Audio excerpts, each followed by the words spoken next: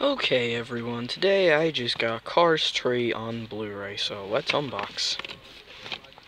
And it was €22, maybe a bit too expensive, but get out of the way and done with.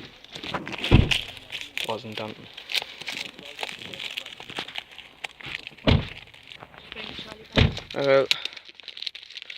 Alright. Yeah. Got the box out. Oh. Yeah. Wow, looks quite nice. See if there's anything inside. Oh, there isn't. Just a disc. That's a pity. Oh well. And a very short unboxing too. Sorry about that.